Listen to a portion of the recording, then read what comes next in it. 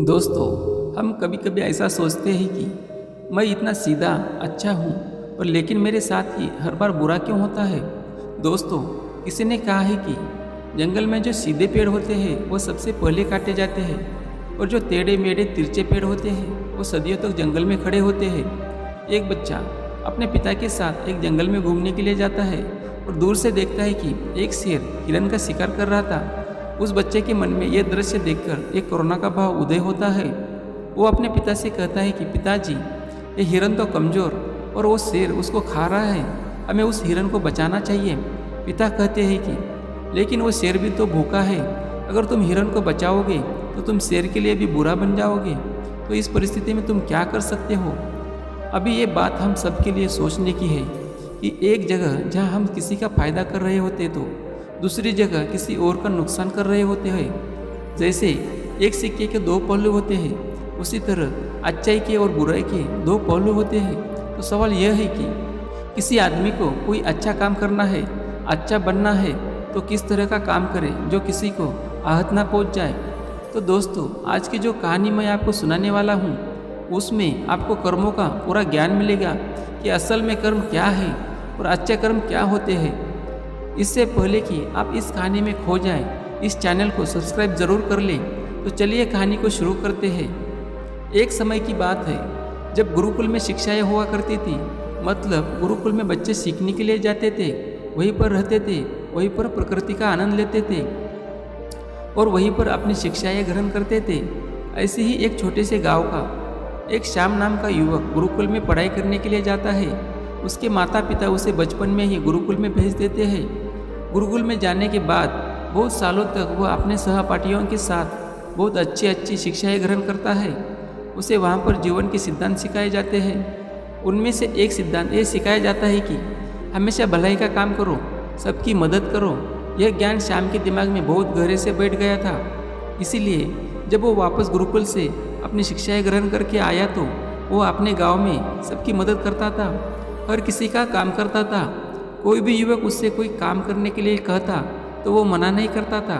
लेकिन जैसे जैसे समय बीतता गया, एक दिन उसने अपने कानों से छुपकर सुना कि गांव के कुछ युवक उसका मजाक बना रहे हैं कि वह तो सिर्फ फायदा उठाने के लिए है, उसके तो मज़े लो, जितना हो सके उसका लाभ उठाओ। वह किसी के काम को मना नहीं करता, वो दूसरों का काम करने के लिए अपना लाभ भी छोड़ देता है। बताओ कितना मूर्ख है। यह सुनने के बाद श्याम के कानों में खून उतर आया, क्योंकि वह निष्पक्ष भाव से सबकी मदद करता था, सच्चे दिल से करता था। लेकिन बदले में उसे क्या मिला, यह सुनकर उसका दिल सहम गया। वो बहुत दुखी हो गया और उसने मन ही मन में निश्चय किया कि आज के बाद वो किसी की भी मदद नहीं करेगा। और अब श्याम गांव का ऐसा युवक बन चुका था जो किसी की मदद नहीं करता था। चाहे कोई कितनी भी परेशानी में क्यों ना हो, श्याम को कोई फर्क नहीं पड़ता था। श्याम का ये बदलाव देखकर सब गांव वाले आश्चर्यचकित रह गए। कल तक जो दया का सागर था, इतना दयालु था, कुछ ही समय में इतना निर्दयी बन गया। ये देखकर श्याम के माता पिता को भी बहुत चिंता हुई। उन्होंने अपने बेटे से पूछा कि बेटा, ऐसी क्या बात हो गई, तुम इतना क्यों बदल गए हो। तो श्याम ने कहा, इस जमाने में किसी की भलाई करके कुछ हासिल नहीं होता। यह बात मैं महसूस कर चुका हूँ। मैंने जीवन में जितनी भी गुरुकुल से शिक्षाएँ ग्रहण की, वो सारी शिक्षाएं बेकार चली गई, क्योंकि यह संसार किसी का नहीं है। जहाँ सच्चे दिल से किसी की मदद करते तो उसको बेवकूफ़ समझा जाता है। और यह कहते कहते श्याम वहीं पर रोने लगा और इसके बाद श्याम बहुत परेशान रहने लगा। उसके माता पिता पहले वाला श्याम चाहते थे, वो सब लोगों की मदद करता था, लेकिन उनका बेटा कहीं दूर निकल चुका था। दिन ब दिन हालत और भी गंभीर होती गई। एक दिन उनके माता पिता को पता चला कि पड़ोस के गांव में एक बौद्ध भिक्षु आया हुआ है और वो मानव स्वभाव के बारे में बहुत सारी बातें बता सकता है। इसीलिए श्याम के माता पिता श्याम को लेकर उस बौद्ध भिक्षु के पास पहुंचते हैं। जब वो उस गांव में घुसते हैं तो एक औरत बौद्ध भिक्षु को जला कटा सुना रही थी। उसको कह रही थी कि इनको शर्म नहीं आती, भीख मांगने के लिए आ जाते हैं, सुबह सुबह अपना काम तो नहीं करते, दरवाजे पर आकर खड़े हो जाते हैं। और पता नहीं ऐसी क्या क्या बातें बोल रही थी। लेकिन बौद्ध भिक्षु तो भिक्षा मांग कर ही खाते हैं, उन्हें तो सब कुछ सहना पड़ता है। इसलिए वो बौद्ध भिक्षु एकदम शांत खड़ा हुआ था। उसमें क्रोध का भाव तिल का मात्र भी नहीं था। और जब उस बौद्ध भिक्षु को उस घर से भिक्षा नहीं मिली तो वो दूसरे घरों की ओर निकल गया। यह सारा दृश्य श्याम देख रहा था। इसके बाद उसके माता पिता कुछ गांव के लोगों से पूछकर उस बौद्ध भिक्षु के ठिकाने पर पहुंचते हैं। वहां पर पहुंचकर वो देखते हैं कि यह वही भिक्षु था जो गांव से भिक्षा मांगकर वापस लौट आया था, जो गांव में भिक्षा मांग रहा था और जो औरत जिसे जलीकट्टी सुना रही थी।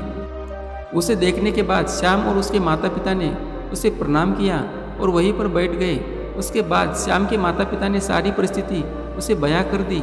उन्होंने अपने बेटे का जिक्र करते हुए बताया कि यह हमारा बेटा पहले बहुत दयालु हुआ करता था, सबकी मदद करता था, लेकिन अचानक पता नहीं ऐसा क्या हो गया कि अब यह किसी की मदद नहीं करता। उसके सामने कोई मर भी रहा होता है तब भी बिल्कुल ये उसे पानी भी नहीं पिलाता। ऐसा स्वभाव हो गया है इसका। हम कुछ समझ नहीं पा रहे हैं कि यह बदलाव अचानक से हुआ कैसे। इससे पहले कि वो बौद्ध भिक्षु जवाब देता, वो औरत जो गांव में उस भिक्षु को जलीकट्टी सुना रही थी, वो अपने बेटे को लेकर वहीं पर पहुंच गई और हाथ जोड़कर उस भिक्षु से प्रार्थना करने लगी कि मेरा बेटा बहुत बीमार है, अचानक से इसे बुखार आया और गांव के लोगों ने बताया कि आप इसकी मदद कर सकते हैं, कृपया करके मेरे बेटे को ठीक कर दीजिए। ये सुनकर बौद्ध भिक्षु तुरंत उस बच्चे का उपचार करने में लग जाता है और कुछ ही देर बाद औषधि देने के बाद वो बच्चा बिल्कुल स्वस्थ हो जाता है। यह सब देखकर वो औरत उसे कुछ भिक्षा देकर प्रणाम करके वापस लौट जाती है। यह सारा दृश्य श्याम देख रहा था। श्याम के मन में एक सवाल उठ रहा था और जब वो इसका कोई जवाब नहीं ढूंढ पाया था, उसने उस बौद्ध भिक्षु से पूछा, शायद आपने पहचाना नहीं, यह वही औरत थी आपको जलीकट्टी सुना रही थी, जो गांव में आपको भिक्षा देने से मना कर रही थी। शायद आपने उसे पहचाना नहीं तो आप उसकी मदद नहीं करते। यह सुनकर वो बौद्ध भिक्षु मुस्कुराने लगता है। उसके बाद वो बौद्ध भिक्षु श्याम को बताता है कि दूसरों की अच्छाई करने से कुछ अवस्थाओं में दुख मिलता है। अगर तुम कर्मों का सिद्धांत समझ लेते हो तो अच्छाई और बुराई इसके सारे भेद तुम्हारे सामने स्पष्ट हो जाएंगे। मैं भली भांति जानता था कि ये वही औरत है, लेकिन मैंने बिना कोई द्वेष का भाव रखे हुए वही किया जो मेरा कर्तव्य था। जब आप किसी की भलाई या किसी की अच्छाई बिना किसी लालच के करते हो, बिना किसी बदले के करते हो, बिना किसी द्वेष से करते हो, वही अच्छाई होती है। लेकिन अक्सर हम लोग जब किसी की मदद करते हैं तो हमारे मन में यही भावना बन जाती है कि बदले में वह इंसान भी मेरी मदद करे। लेकिन ज़रूरत पड़ने पर जब वो हमारी सहायता नहीं करता तो हमें दुख होता है।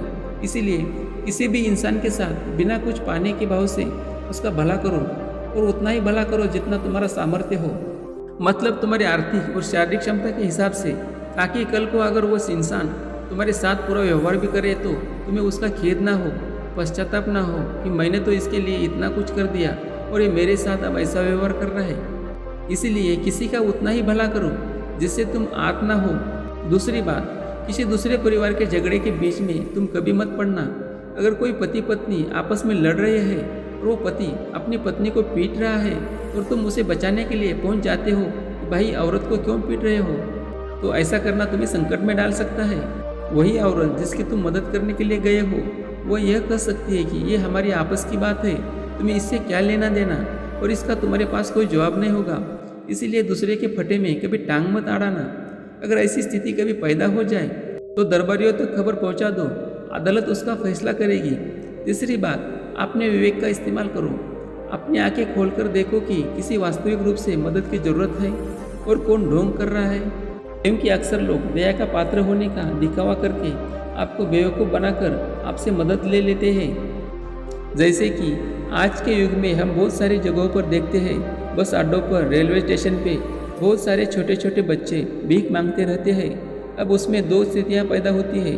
अगर आप उनको भीख देते हो तो आप भीख मांगने को बढ़ावा देते हो। अगर आप भीख नहीं देते हो तो वो बच्चा शायद आज खाना भी न खा पाए। इसलिए ऐसी स्थिति में आपको अपने विवेक का इस्तेमाल करना चाहिए। आप उसको पैसे देने की बजाय खाना खिला सकते हो या कुछ किताबें दिला सकते हो। इसलिए सही तरीके से मदद करने के लिए विवेक का होना बहुत ज़रूरी है, वरना तो आपके धन का दुरुपयोग ही होगा।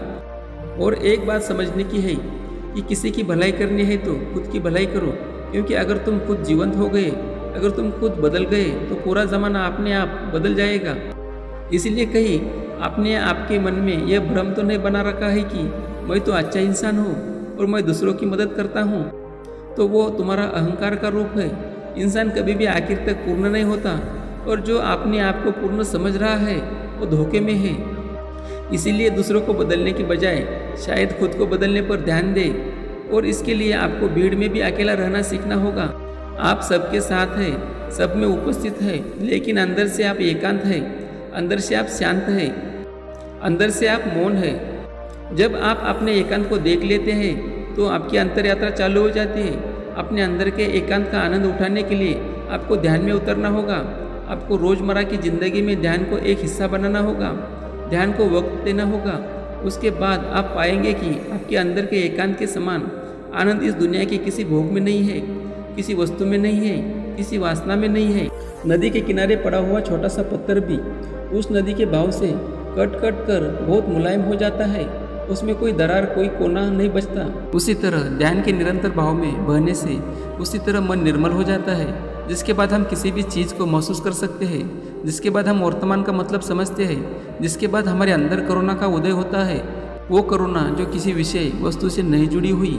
इसीलिए दोस्तों, आज से ही अपनी अंतर यात्रा चालू कर दें, अपने जीवन के आनंद को पहचानें, क्योंकि इंसान की ज़िंदगी बहुत छोटी होती है। पता नहीं कब आखिरी सांस आ जाए। तो जीवन के जो पल बचे हैं उन्हें उस परमानंद में बिताओ। तो दोस्तों, कैसी लगी ये कहानी आपको कमेंट बॉक्स में ज़रूर बताना, और अच्छी लगी तो इस चैनल को सब्सक्राइब जरूर करना। तो मिलते हैं अगली कहानी में, तब तक के लिए अपना ख्याल रखें। धन्यवाद दोस्तों।